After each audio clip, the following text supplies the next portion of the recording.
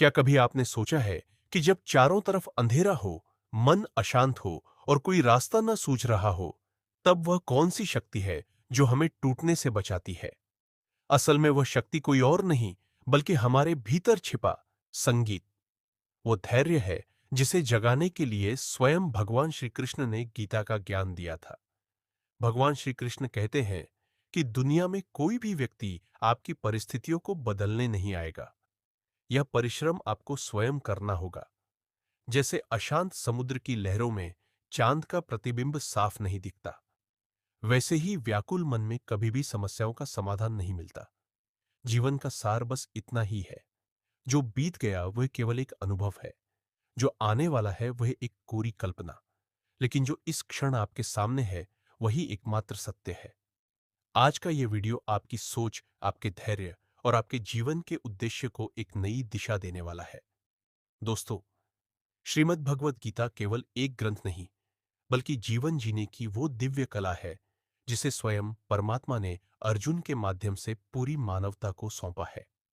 चाहे आप अपने सपनों को पूरा करना चाहते हो, मानसिक शांति की तलाश में हो, या अपने रिश्तों में फिर से वही मिठास घोलना चाहते हो, गीता के इन 18 अध्यायों और 700 श्लोकों में हर उस सवाल का जवाब छिपा है जो आपको परेशान करता है।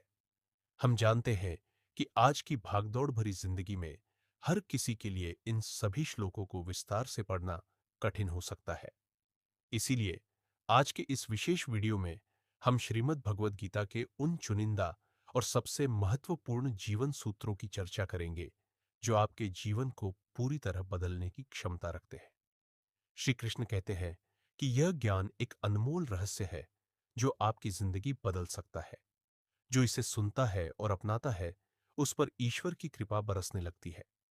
मेरा आपसे अनुरोध है कि इस दिव्य यात्रा को शुरू करने से पहले, यदि आप भगवान श्री कृष्ण के इन अनमोल विचारों से जुड़कर अपने जीवन में सकारात्मक बदलाव लाना चाहते हैं, तो हमारे इस चैनल को अभी सब्सक्राइब करें और बेल आइकन को दबाएं, ताकि भक्ति और ज्ञान की यह धारा आप तक रोज पहुंचती रहे।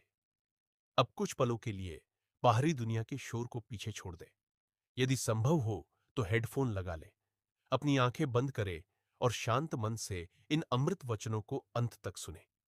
आइए साथ मिलकर अपने जीवन को सफल और आनंदमय बनाने की ओर कदम बढ़ाते हैं।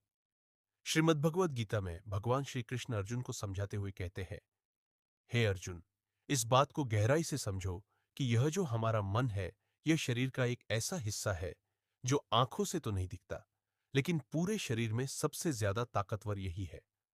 आत्मा और मन दो अलग चीजें हैं। आत्मा इस शरीर रूपी रथ की मालिक है, तो मन उस रथ को चलाने वाला ड्राइवर यानी सारथी है। अक्सर यही मन हमारी इंद्रियों रूपी घोड़ों को गलत रास्तों पर भटका देता है। जब इंसान जवान होता है तो उसके भीतर एक अलग ही जोश और गर्मी होती है, और यही चंचल मन उसे इस धोखे में रख देता है कि वही दुनिया का सबसे शक्तिशाली इंसान है। उसे लगने लगता है कि वह जो चाहे कर सकता है, वो इस दुनिया का राजा है और हर किसी को उसके आगे झुकना ही होगा। लेकिन अर्जुन, सच तो यह है कि यह मन बड़ा पाखंडी है। जब वक्त गुजरता है और शरीर की ताकत कम होने लगती है, जैसे दीपक का घी खत्म होने पर रोशनी कम हो जाती है, तब यही मन डर कर चिल्लाने लगता है। वही इंसान जो कल तक खुद को भगवान समझ रहा था, आज कहता है कि मैं बीमार हूं, मैं बहुत दुखी हूं, मैं मौत संगीत के करीब हूं, कोई मुझे बचा लो। ये जो रोने और दुखी होने का नाटक है, यह भी असल संगीत में मन ही करता है। मन इंसान को मैं और घमंड का ऐसा नशा करा देता है कि उसे अपनी असलियत दिखना बंद हो जाती है। इसके पास मोह माया का एक बड़ा जाल है, जिसे यह इंसान की इच्छाओं और लालच पर डालता रहता है और धीरे धीरे उसे अपना गुलाम बना लेता है। यह मन बड़ा अजीब है। इसे सिर्फ खुशियों से ही नहीं, बल्कि अपने दुखों से भी गहरा लगाव हो जाता है।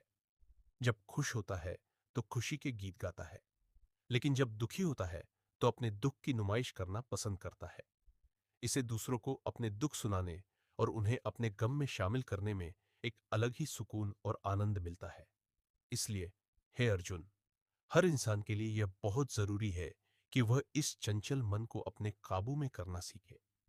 जब तक आप अपने मन को शांत करके अपने भीतर नहीं झांकेंगे, तब तक आपको अपनी आत्मा और उसमें छिपे परमात्मा का दिव्य प्रकाश दिखाई नहीं देगा।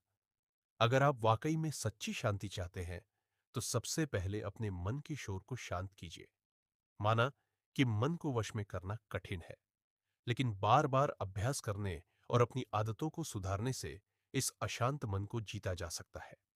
याद रखो, जो इंसान अपने मन को अपना गुलाम नहीं बना पाता, उसका मन उसका सबसे बड़ा दुश्मन बन जाता है और उसे बर्बादी की ओर ले जाता है। लेकिन जिस वीर इंसान ने अपने मन को जीत लिया, समझो उसने ईश्वर को पा लिया, क्योंकि उसने वह परम शांति हासिल कर ली है जिसे दुनिया की कोई ताकत नहीं हिला सकती। ऐसे इंसान के लिए फिर सुख हो या दुख, सर्दी हो या गर्मी, या फिर कोई उसकी तारीफ करे या बुराई, उसे कोई फर्क नहीं पड़ता। वह हर हाल में एक जैसा और शांत रहता है।